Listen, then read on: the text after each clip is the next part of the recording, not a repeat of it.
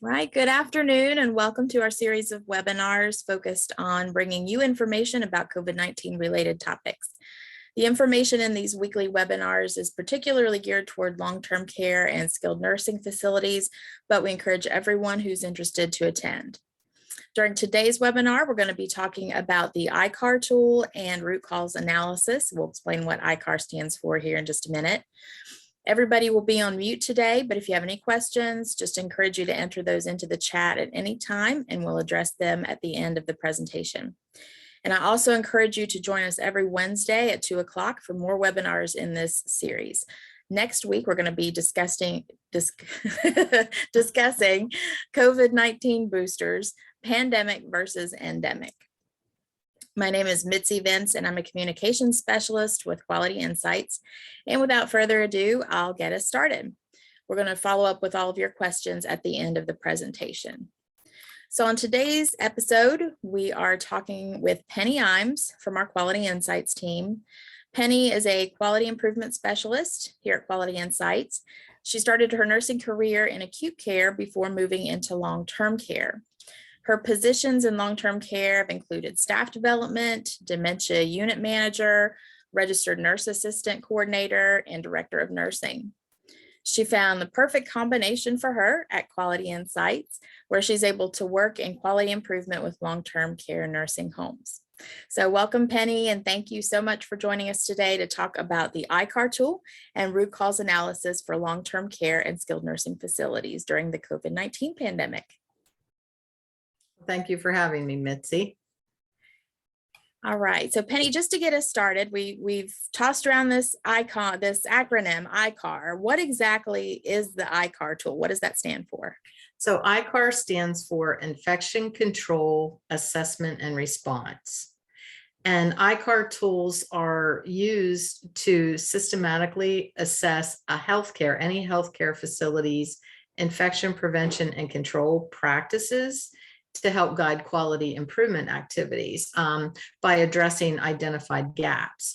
So there are ICAR tools that are specific to different healthcare settings, such as one specific to long-term care. And there's also a version that was created that could be used to assess your COVID outbreak, especially specific areas around COVID, cohorting, that type of thing.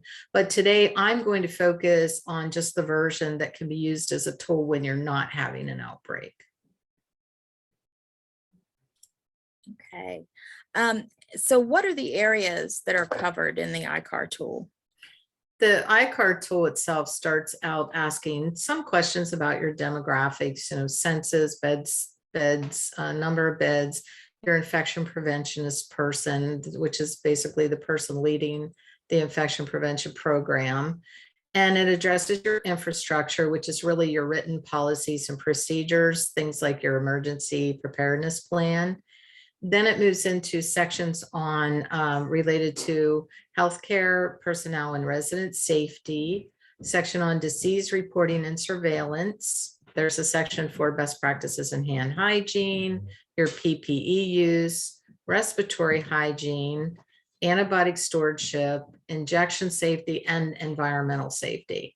And then you can also, there's an additional section that you can use that's kind of a checklist for direct observation in areas such as your hand hygiene and your PPE. Okay, thanks, Penny. So next question, I'm wondering what exactly is the benefit of using this tool? Why would people use this?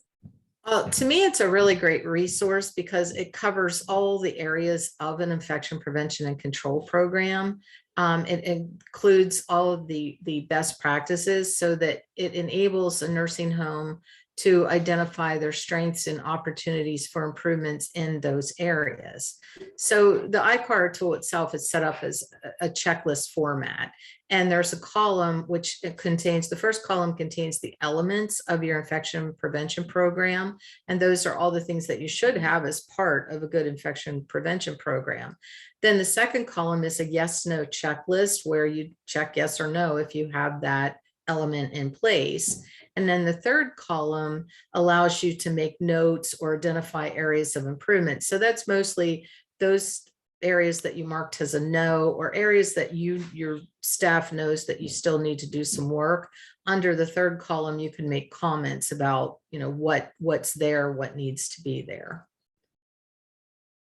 Okay. How would facility staff complete this tool? I mean, is it the responsibility of the infection preventionist, or who would be responsible for that? Unfortunately, in some places, they do just hand it to the infection preventionist to do it, but that's really not good quality improvement practice. Although the infection preventionist would most likely be the lead on completing the tool, it really does lend itself to actually setting up a true QAPI process because of the way it addresses all the different areas. So you would really need to involve many members of your staff so that you really get a true and accurate picture.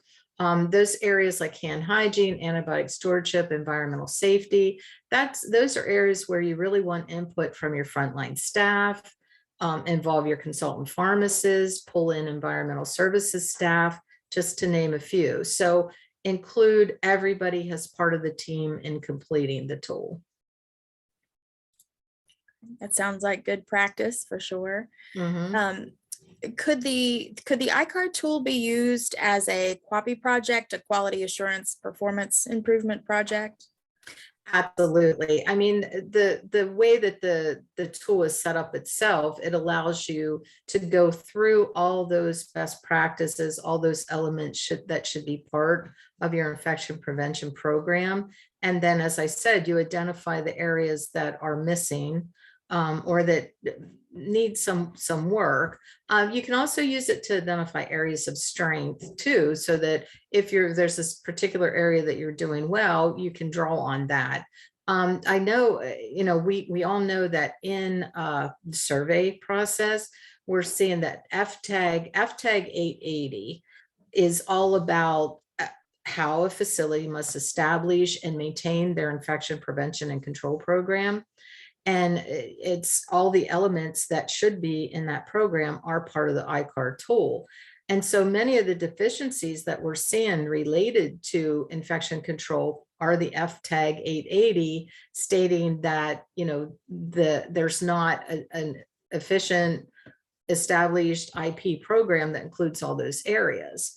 And then FTAG 881 that addresses antibiotic stewardship and the core elements of that program. As I said, antibiotic stewardship is one of the sections in the ICAR tool. So you can use that to assess your antibiotic stewardship program, hopefully not get any 881 deficiencies. And then, as I said, it's part of a true QAPI project because you're involving all your staff members in completion of the tool. And then you're looking at those areas that are not complete, those identified gaps. That's where then you would want to do your root cause or root causes of why those areas are not in place. And then from that, you move into your developing the interventions to address those areas, and implement some interventions that use the best practices that are listed in the ICAR tool. And then do your PDSA, and then continue to use the ICAR tool to go back on a frequent basis to monitor your infection program, and then to continue to make sure that any changes you made were sustained. So you can use it, first using it's proactive. So you're looking and making sure you have all those pieces of your infection prevention program, and then using it on a frequent basis, whether it's quarterly, annually, whatever, that allows you to continue that monitoring and to see where you've gone from one year to the next or one quarter to the next.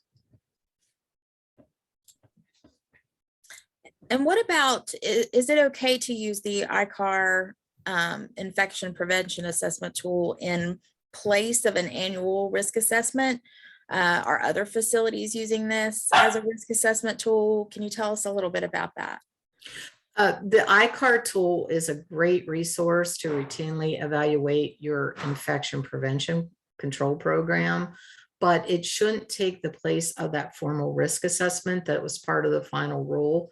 And the reason for that is that that risk assessment has to address all areas of your nursing home and not just infection control. So while it's good as part of the risk assessment, it should not take the place of the overall facility risk assessment. Okay. And thanks, Penny, for giving us an overview of this tool. And before we move on to any questions that we have from users, from attendees here, is there anything that you would also like to mention before we move into that segment? Yes, quite a bit of the work that we've been doing lately, and some of the nursing homes who have joined this call have probably been on the receiving end of some of our work, where we're doing outreach on your COVID outbreaks that are still occurring with that new variant, and also your booster vaccines. But because we've been working on that, completing an ICAR is part of that, looking at the elements of the ICAR is something that we have our nursing homes doing when they're working with us. And so we actually have a lot of resources available that are related to all those elements of the ICAR. So if you decide on your own to go ahead and do this and complete it, and you see some areas that are missing, please feel free to reach out to us for additional resources that will help you make sure that you have all those elements in place that you need. All right, thank you, Penny. And you mentioned reaching out. So if you want to reach out to Penny directly, you can call Quality Insights at 1-800-642-8686 and enter extension 7644. You can also contact Penny via email at pimes@qualityinsights.org. And so I just wanted to remind everyone, if you would like to ask Penny a question, please go ahead and enter that into the chat or the Q&A, and we will get to that. And I also wanted to say thank you to everyone that has logged on today and is listening. And I want to remind everybody that you can check out our other interviews that we've done in this series by visiting our website at www.qualityinsights.org/QIN_vlogs and pods. And that's VLOGSNPODS. While we wait for folks to enter the questions, I again want to remind everybody about next week's topic that we're going to be discussing, which is going to be on COVID-19 boosters, pandemic versus endemic boosters. And I wanted to remind you to be on the lookout for our weekly e-bulletin called the Last Minute Lowdown. If you don't already receive this or would like to get on our distribution list for this, just pop your email in the chat, or you can send me an email letting me know. My email address is mvince, that's MVINCE @qualityinsights.org. I'll be sure to get you on that list. And this weekly e-bulletin, it just provides a summary of the topics that were discussed in our office hours that we have. It has a recording of our weekly webinars, just like this one, and it also provides resources that are specific to immunizations in long-term care and skilled nursing facilities. So it looks like we have a couple of questions. Penny, one of the questions that I'm seeing asks, what are some areas that should be covered in my emergency plan? Yes, traditionally nursing homes, we've always created those emergency preparedness plans to cover natural disasters, like what would you do in the event of. And prior to this, there in our area, especially, the floods, we didn't get hit, but other areas get hit with tornadoes, hurricanes, winter storms. And now there was always like looking at sort of flu epidemic or pandemic, and of course now COVID-19 pandemic, or preparing for other such pandemics should be part of your emergency preparedness plan. So anything that you would consider an emergency, a national disaster that could impact the health and safety of your staff and your residents, you have to plan for what would we do if this would occur. We have another question asking, does a doctor have to lead our antibiotic stewardship program? No, actually, what's important is your infection preventionist or someone else within the staff could be assigned to lead the antibiotic stewardship program, but it would be important to include a physician or a pharmacist. And just about everyone has a consultant pharmacist who comes in monthly. So either a doctor or a pharmacist, include them as part of your antibiotic stewardship program because of their expertise in writing prescriptions, working on antibiotics. So you would want that antibiotic prescribing experience from a doctor or pharmacist, but they do not have to lead your program.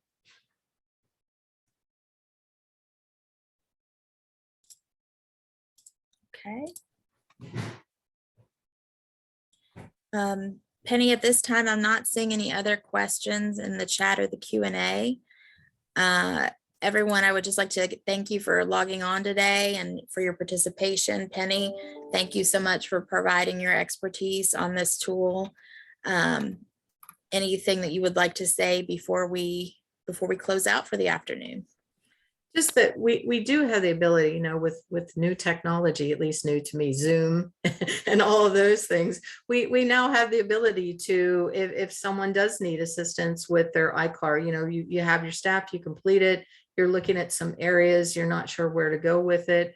If you do contact me, we can take your ICAR tool. I can take an, you know, you can email that to me. We can put it up on the screen, or I can share the screen. You can put it up. We could go down through all the different areas that are part of it and talk about how to take those identified opportunities and turn them into QAPI projects so that you can make sure that your infection prevention programs are the best that they can be. So we're always happy to help with that. All right. Well, we just have one more comment in the chat. It's not a question, but this is just thanking you, Patty, or I'm sorry, Penny, saying that I always do that. I'm That's sorry. Okay. It's hard. My coworker is Patty, so it's Patty and Penny. I understand. And then I probably always call Patty Penny. It's both ways. But this comment is just thanking you and saying what good information was presented today. So yes, thank you so much. Thank you. All right. Well, seeing no other questions or comments at this time, I will go ahead and give you all back your afternoon, and thank you for logging in and joining us today. And hopefully we'll see you again next Wednesday at 2 o'clock. All right. Thank you. Bye. Bye.